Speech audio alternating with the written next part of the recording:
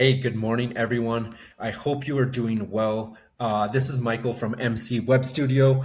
I am coming to you from the Vancouver and Kamloops area, from British Columbia in Canada.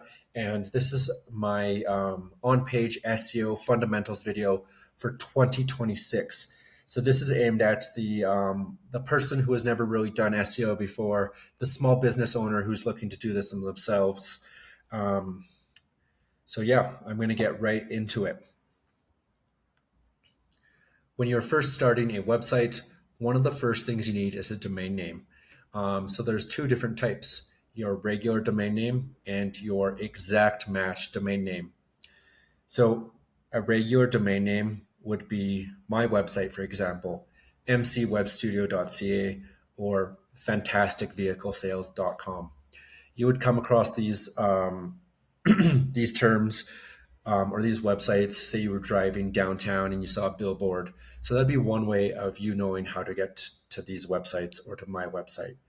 Or you may find them online through specific keywords you type into Google. If the website is optimized, if the website is optimized enough, they will come up for those specific search terms, and then you can click in and find what you were looking for. But if you're a brand new business and you're looking for a quick advantage, you can use the exact match domain. So right down here, I have two examples as well. VancouverPlumber.com.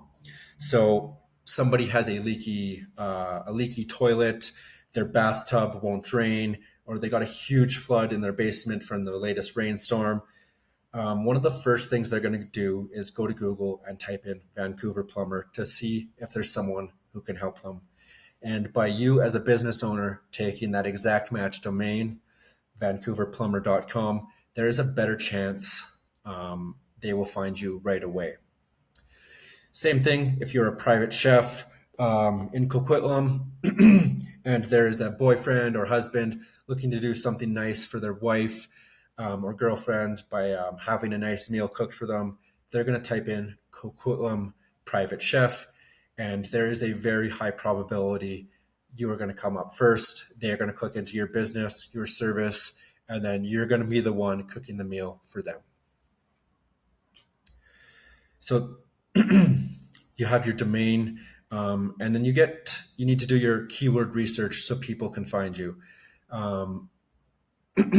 How do people, sorry, what are keywords? So they're just the terms that people type into Google to try and find your business. So best dog walker near me, best painting company in Surrey, how to get in shape in 2026, best road trip ideas 2026. So those are all keywords.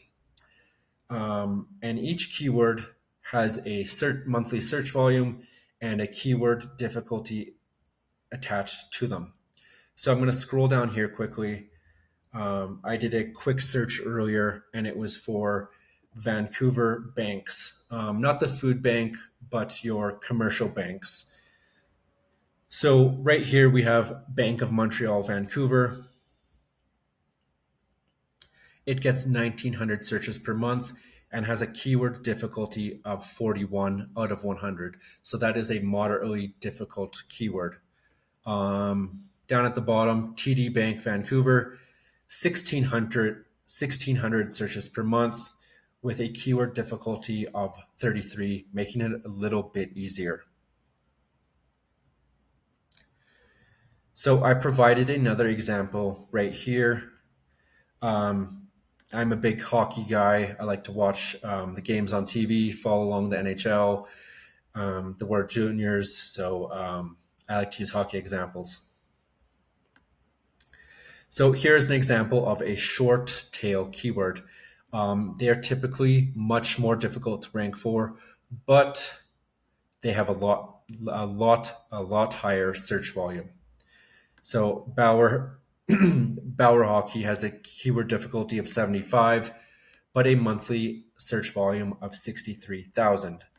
Now down below is a long tail keyword. So it has 6 terms in it, a much less keyword difficulty, but the search volume is also drastically less. So used Bauer hockey equipment for kids, a KD of 26 and a monthly search volume of 4,100. So depending on your business, what you're trying to sell, how well known you are, how many backlinks will determine which term you can go after. But if you were the brand new website, you'd be going after the long tail keyword term right here. So how being in position one works.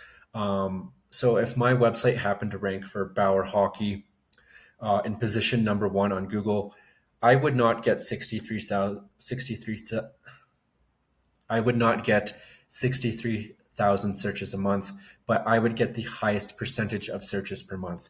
So I would get anywhere between 40 and 60% of those searches.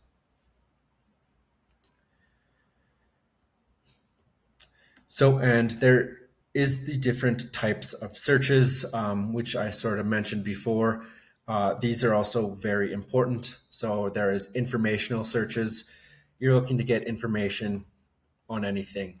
Navigational, your online banking sign in. You want to sign in for your university class. That's a navigational search. Transactional, buy Nike shoes, buy Under Armour clothing, buy a new vehicle. Those are all transactional. Commercial is sort of when you're in the process, you are comparing your vehicle search, Toyota versus Ford trucks, electric versus hybrid vehicles. So you're not quite at the buying stage, but you're doing your due diligence and your searches, and you're comparing the one, two, or three different things. So once you have your keywords, you know what your website's gonna look like. So you're gonna have your different services, your SEO guides. This is my personal navigation from my website. But so I did my keyword research. My services are all attached to Kamloops and Vancouver. So I have SEO Kamloops, Kamloops web design, Vancouver SEO coaching, and then I have specific SEO guides for dentists, therapists, and photographers. So once you have your keywords, you made the pages, or you're going to make the pages, you need to focus on your content. And I did a couple little searches, and if you do not have access to SEO tools, this is how you can rank for specific keywords without using those tools. So in the first search I did, I went, whoops, I went with best hikes in Vancouver. So if I was a travel blogger or a Vancouver blogger, and I wanted to write about the best hikes, this is where I would start. I would type in the term into Google. I would see the 10 or 8 different articles that come up. I would click into each one of them, and then I would copy and paste the content for each one into a Google Doc. I would take the average length of the keywords, or sorry, the content, and then I would have a idea how long my article should be. The next thing I would do in each one of these websites, I would go up to the URL and see what their keyword is. So right there, you have your target keyword, and then you have the length of how long the content should be.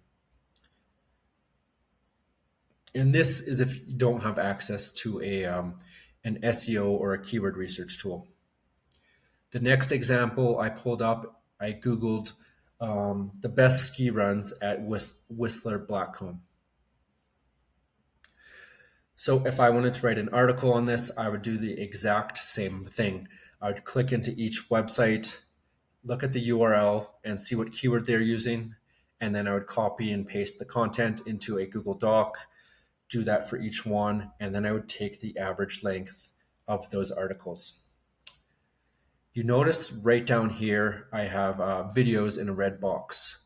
Sometimes people just don't want to look at the articles, so that is why videos are showing.